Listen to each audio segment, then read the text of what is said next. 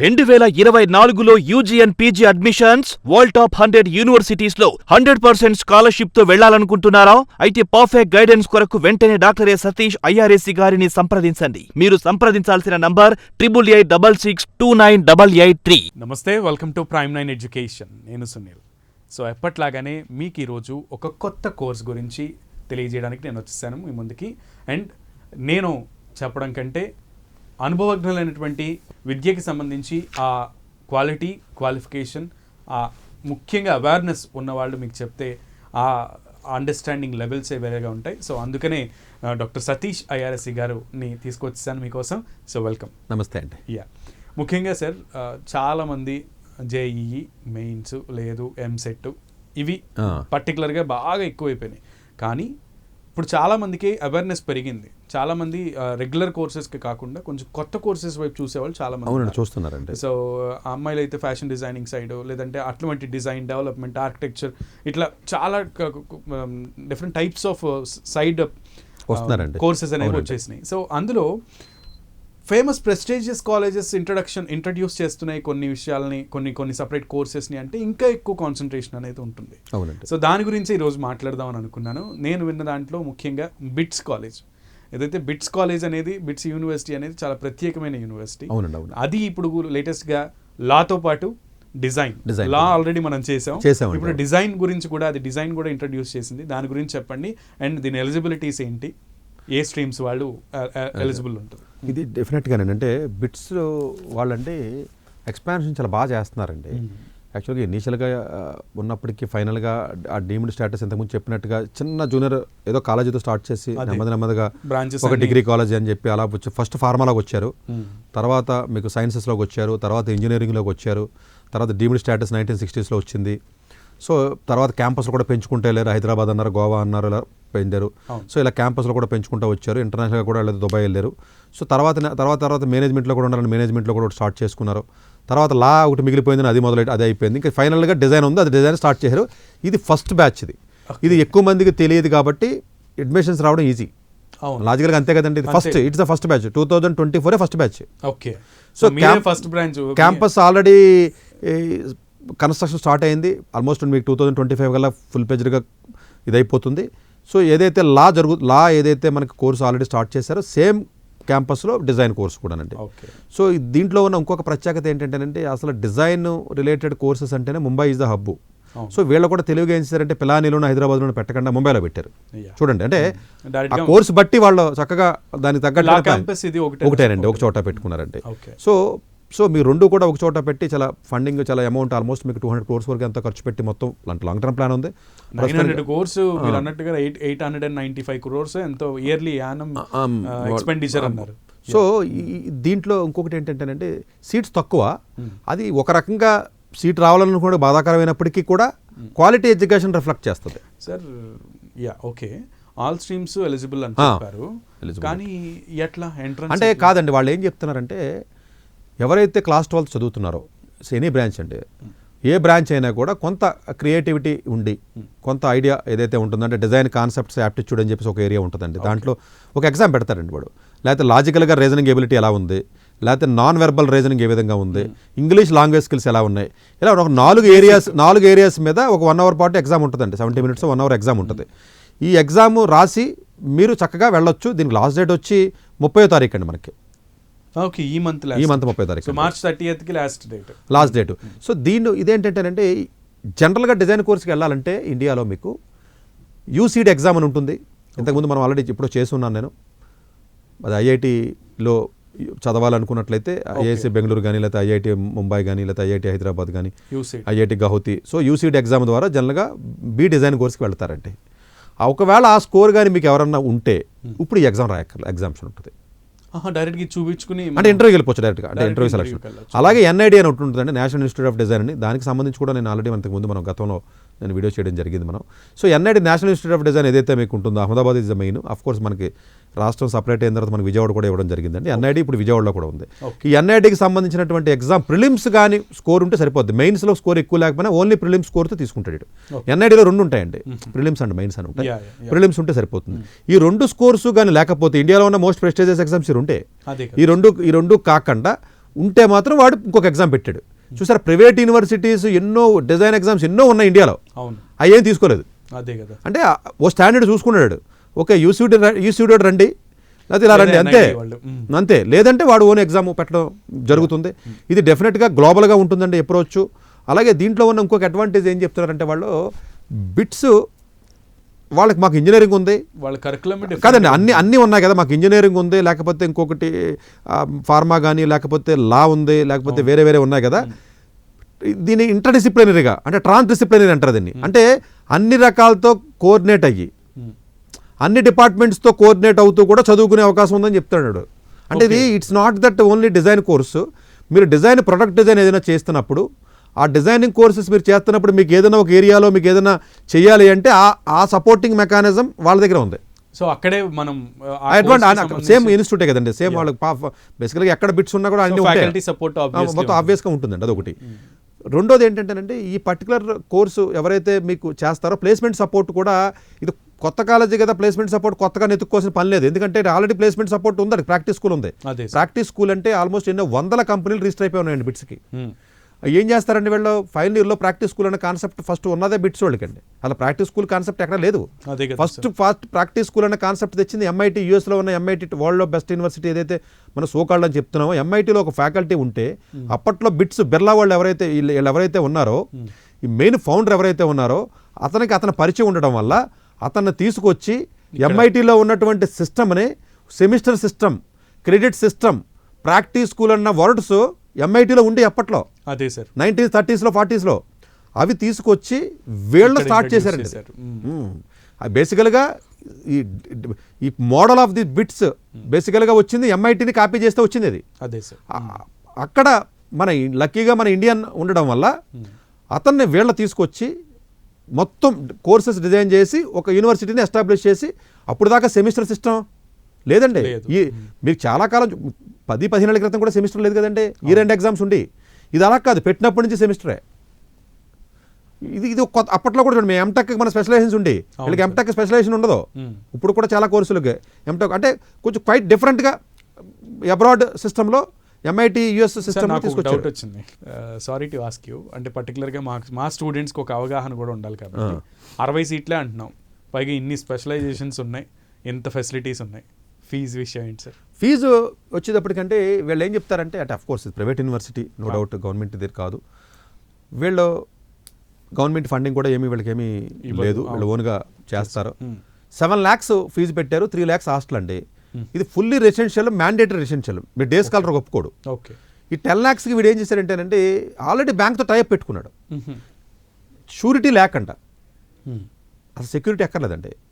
7 lakhs fees, 3 lakhs hostel per year. Okay okay, అంటే మీరు 4 years course 40 lakhs.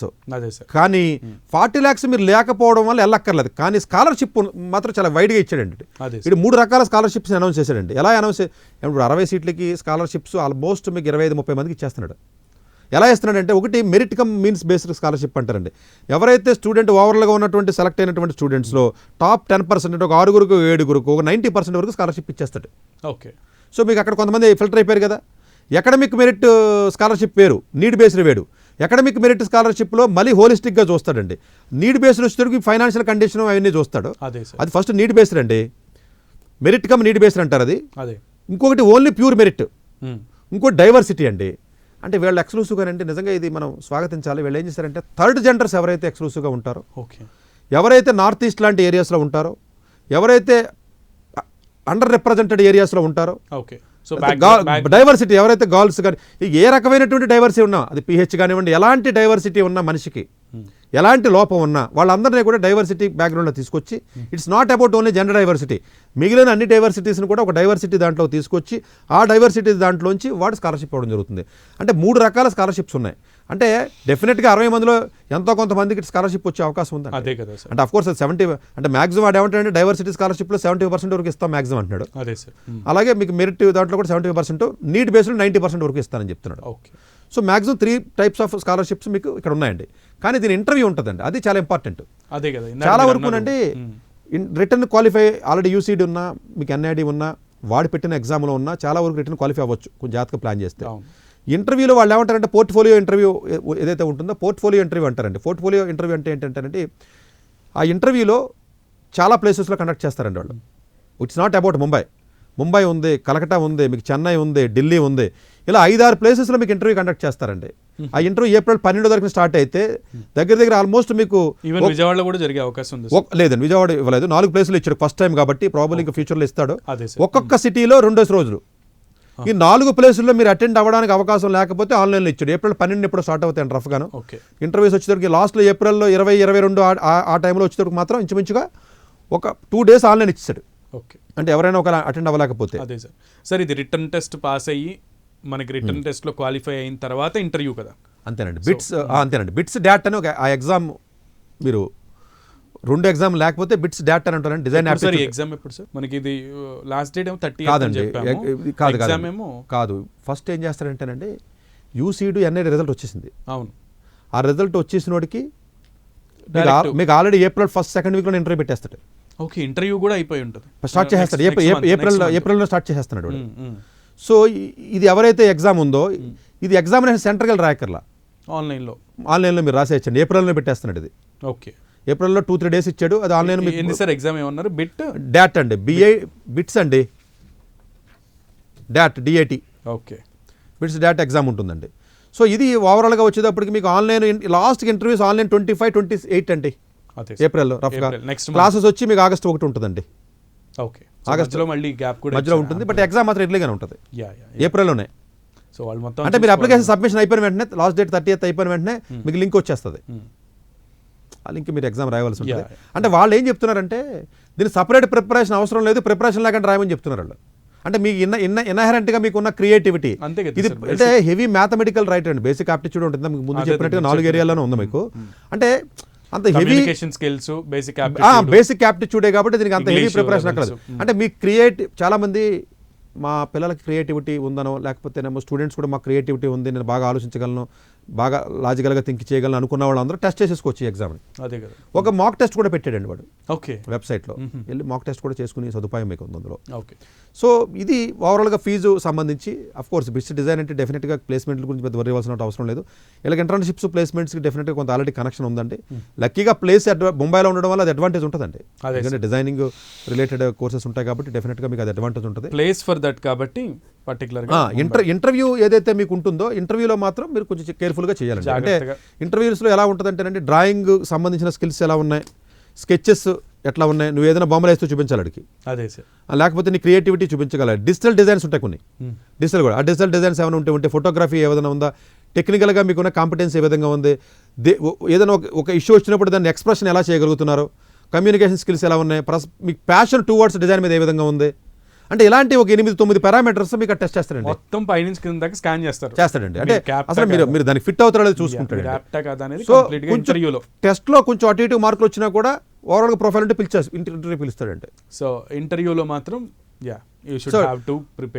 Prepare చేయాలండి డెఫినెట్గా. అంటే 4 అంటే అసలు ఈ డిజైన్ కోర్స్ చేయడానికి కంప్లీట్గా ఉండడం లేదా చూస్తాడండి ఎవరైనా. అంతే కదండి, ఇప్పుడు నువ్వు డిజైన్కి అప్లై చేస్తే సెట్ అవుతావా వాడు అడుగుతాడు, నువ్వు జేఈ గెలవాల్సిన డిజైన్కి వచ్చావు ఏంటంటే అన్నట్టు ఉండకూడదు నీ బాడీ. నువ్వు డిజైన్కే పుట్టేవారు అన్నట్టుగా కనపడాలి. అంటే నేను కోర్స్ చేయడానికి ఉన్నాను అనుకున్నట్టుగా. అంటే నీ క్రియేటివిటీ కానీ, నీ యాప్టిట్యూడ్ కానీ, నీ కమ్యూనికేషన్ స్కిల్స్ కానీ ఏవైతే ఉన్నాయో ఇవన్నీ కూడా వాళ్ళు డెఫినెట్గా చేయడం జరుగుతుందండి. సో ఇది ఒక అడ్వాంటేజ్ అండి. అంటే బిట్స్ చూడండి ఆన్లైన్లో కూడా ఆన్లైన్ డిగ్రీలో కూడా వచ్చారు వాళ్ళు. అంటే ఇంచుమించుగా మీకు ప్రతి దాంట్లో కూడా వాళ్ళు నెమ్మదిగా ఎంటర్ అవుతున్నారు. మేబీ ప్రాబబ్లీ ఇప్పుడు ఉన్నటువంటి వైస్ ఛాన్సలర్ ఏమైనా ఎక్స్పాండ్ చేయాలనుకున్నారు ఏంటో చాలా బాగా ఎక్స్పాండ్ చేసుకుంటారు. ప్రెస్టీజియస్ యూనివర్సిటీ బిట్స్ డిజైన్ అనేది ఇంట్రడ్యూస్ చేసింది. అది కూడా ఈ ఇయర్ ఫస్ట్ బ్యాచ్ అయ్యే అవకాశం. దట్ టు 60 seats మాత్రమే ఉన్నాయి. అందులోనూ మ్యాక్సిమం చాలా మందికి మెరిట్ దాంట్లో స్కాలర్షిప్, ఫీజు రియంబర్స్మెంట్ కూడా బ్యాంక్స్ టైఅప్స్తో ఇస్తున్నారు. సో పెద్ద ఇబ్బంది ఏమి ఉండదు. మీరు గనక మీకు ఆ డిజైన్ క్రియేటివిటీ, మీకున్నటువంటి క్రియేటివిటీ సెన్స్ కానీ, లేదంటే బేసిక్ యాప్టిట్యూడు, అలాగే communication skills, knowledge, thinking, lateral thinking అని అంటారు కదా. సో అటువంటి వాటిల్లో మీరు కనుక కొంచెం హైపర్ యాక్టివ్గా ఉండగలిగితే కనుక this is suitable for you. And that to bright ఫ్యూచర్కి ఇది కూడా ఒక కొత్త అంటే new platform, biggest famous university in India. అందులోనూ ఆ యూనివర్సిటీలో మీరు ఒక కొత్త డిజైన్ కోర్స్లో నుంచి మీరు బయటకు వస్తున్నారంటే మీరు వన్ ఆఫ్ ద బెస్ట్లో ఉంటారు. సో ఆలోచించుకుని బెస్ట్గా ప్రిపేర్ అవ్వండి. And that to last date వచ్చి 30th కాబట్టి according to that prepare yourself. క్రియేటివిటీతో మీరు కొంచెం ప్రూవ్ చేసుకోవాలి, అండ్ దట్టు మీకు ఒక మంచిగా ఎక్స్ప్లెయిన్ చేసేటువంటి కళ ఒకటి ఉంది డ్రాయింగ్స్ రూపంలో అనుకుంటే కనుక you are apt for that. All the best sir, ఎంత వాల్యుబుల్ టైంని మాకు కేటాయించినందుకు ప్రత్యేక ధన్యవాదాలు. మొత్తానికి బిట్స్ డిజైన్లో మీరు గనక చేరాలనుకుంటే ఇట్స్ టైమ్. సో అందులోనూ ఫస్ట్ బ్యాచ్ అవకాశం, అదృష్టవంతులు అవుతారు. So all the best. అంటే ఎప్పుడైనా ఫౌండింగ్ బ్యాచ్ అంటారు, చరిత్రలో నిలిచిపోతారు. ఫస్ట్ బ్యాచ్, మేము ఫస్ట్ బ్యాచ్ ఫౌండింగ్ బ్యాచ్ అంటారండి. ఎస్. సో దాన్ని ఒక వైపు ఒక దిశగా తీసుకెళ్ళడానికి మీకు ఒక అవకాశం ఉంది అనమాట. సో ది బెస్ట్గా నిలబొచ్చు. ఆ అవకాశం మీకు రావడం ఒక గ్రేటెస్ట్ హిస్టరీ ఉన్నటువంటి యూనివర్సిటీలో ఒక పర్టికులర్ బ్రాంచ్ కి సంబంధించి మీరు ఒక దిశని సెట్ చేసేటువంటి ఫౌండింగ్ బ్యాచ్ అంటే మళ్ళీ చిన్న చిన్న కాలేజీలో ఫస్ట్ బ్యాచ్ వెళ్ళిపోతున్నాను అలా కూడా అదే కదా సార్, అదే కదా, అదే అందుకని చెప్తున్నాను వన్ ఆఫ్ ద బిగ్గెస్ట్ అంటే ఈ కాలేజీలో ఫౌండింగ్ బ్యాచ్ అంటే కొంత అది ఉంటుంది. అలా అని చెప్పి ఎవరో ఏదో కాలేజీ పెట్టారంటే ప్రైవేట్ కాలేజీ ఫస్ట్ బ్యాచ్ కదా అని చెప్పి బిట్స్ పర్టికులర్లీ బిట్స్ కి మీరు ఫౌండింగ్ బ్యాచ్ అన్న కాన్సెప్ట్ ని మిగతా అన్నిటికీ వాడద్దు దయచేసి. So all the best, plan accordingly to your careers and best of luck for your bright future. ఇది ఇవాల్టి ప్రత్యేక కార్యక్రమం. మరో కార్యక్రమంలో మళ్ళీ కలుద్దాం. నమస్కారం. డాక్టర్ ఏ సతీష్ గారు ఏపీ తెలంగాణ విద్యార్థులకు సుపరిచితమైన పేరు. సతీష్ గారు 2001 యూపీఎస్సీ పరీక్షల్లో ఉత్తీర్ణులై ఇండియన్ రైల్వే విభాగంలో ఉద్యోగం సాధించారు. సతీష్ గారు చదివిన చదువులు engineering, MTech, MBA, executive MBA, MSc, MBA HR, MA psychology లాంటి పోస్ట్ గ్రాడ్యుయేషన్ డిగ్రీలతో పాటు డాక్టరేట్ కూడా చదవడం జరిగింది. డాక్టర్ సతీష్ గారు నిరంతర విద్యార్థి. అలాగే సతీష్ గారు పలు ప్రతిష్టాత్మక కాంపిటేటివ్ పరీక్షల్లో యూపీఎస్సీ నిర్వహించే సివిల్ సర్వీసెస్ పరీక్షల్లో 159వ ర్యాంక్, అలాగే ఇంజనీరింగ్ సర్వీస్లో 24వ ర్యాంక్, గేట్ ఎగ్జామ్లో 4వ ర్యాంక్, క్యాట్ ఎగ్జామ్లో 99.8%, జీమాట్ ఎగ్జామ్లో 760 స్కోర్, ఇలా పలు కాంపిటేటివ్ ఎగ్జామ్స్లో మొదటి ప్రయత్నంలోనే ఎన్నో ర్యాంకులు సాధించారు. ఇన్ని క్వాలిఫికేషన్స్, డిఫరెంట్ కాంపిటేటివ్ పరీక్షల్లో ర్యాంకులు సాధించిన వ్యక్తులు మన ఇండియాలో చాలా అరుదని చెప్పాలి. ఇలాంటి అకాడమిక్ల పరంగా, కాంపిటేటివ్ల పరంగా ఇన్ని ర్యాంకులు సాధించడంతో పాటుగా గవర్నమెంట్ ఉద్యోగం చేస్తూ పలు అవార్డులు తీసుకున్నారు. సతీష్ గారికి జనరల్ మేనేజర్ అవార్డు జోనల్ లెవెల్లో, ఆల్ ఇండియా లెవెల్లో నేషనల్ లైఫ్ టైమ్ అచీవ్మెంట్ గుర్తింపులు దక్కాయి. అప్రిసియేషన్ ఆఫ్ ప్రెసిడెంట్ ఇండియా నుంచి గానీ lifetime Sevashri award from Andhra Pradesh మంత్రుల నుంచి అందుకున్నారు. వీటితో పాటు పలు రకాల అవార్డులు అందుకున్నారు. ఎన్నో ప్రతిష్టాత్మక ఆర్గనైజర్స్ సంస్థలో పర్మనెంట్ మెంబర్గా ఉన్నారు. కష్టపడి పైకి వచ్చిన వ్యక్తి కావడం వల్ల గత 20 సంవత్సరాల నుంచి ఎంతో మంది చిన్నపిల్లల దగ్గర నుండి 5, 6 తరగతి విద్యార్థుల నుంచి పెద్ద పెద్ద పీజీ, పీహెచ్డీ కాలేజీలకు వెళుతూ విద్యార్థులకి అవగాహన కల్పిస్తూ ఉంటారు. ప్రతి విషయంపైన డాక్టర్ సతీష్ గారు స్పష్టమైన అవగాహన కలిగి ఉన్నారు. డాక్టర్ సతీష్ బలంగా నమ్మే సూత్రం ఏంటంటే అవేర్నెస్ ఈజ్ ఎవ్రీథింగ్. మనిషికి అవేర్నెస్ ఉంటే ఏదైనా సాధించగలరు. ఒక్క మోటివేషన్తోనే కాదు, ఏది చెయ్యాలి, ఏది చేయకూడదు, ఎలాంటి డెసిషన్ తీసుకోవాలనే విషయాలపై, ముఖ్యమైన విషయాలపై అవగాహన కల్పిస్తూ ఉంటారు. అలాగే గవర్నమెంట్, ప్రైవేట్ జాబ్లే కాకుండా ప్రపంచ దేశాల్లోని జాబ్స్పై కూడా అవగాహన కల్పిస్తూ ఉంటారు. ఉద్యోగాలతో పాటు పెద్ద చదువులైన ఐఐటి వంటి వాటిపై సెషన్స్ నిర్వహిస్తూ ఉంటారు. ఇప్పటి వరకు 3 లక్షల సెమినార్లు ₹1 తీసుకోకుండా ఉచితంగా నిర్వహించారు. ఇందులో భాగంగా మన ప్రైమ్ 9 ద్వారా విద్యార్థులకి మోటివేషన్ ఇవ్వడానికి మీ ముందుకొస్తున్నారు డాక్టర్ సతీష్ గారు. 2024లో UG and PG admissions world top 100 universities లో 100% స్కాలర్షిప్ తో వెళ్లాలనుకుంటున్నారా? అయితే పర్ఫెక్ట్ గైడెన్స్ కొరకు వెంటనే డాక్టర్ ఏ సతీష్ ఐఆర్ఎస్సి గారిని సంప్రదించండి. మీరు సంప్రదించాల్సిన నంబర్ 8886629883.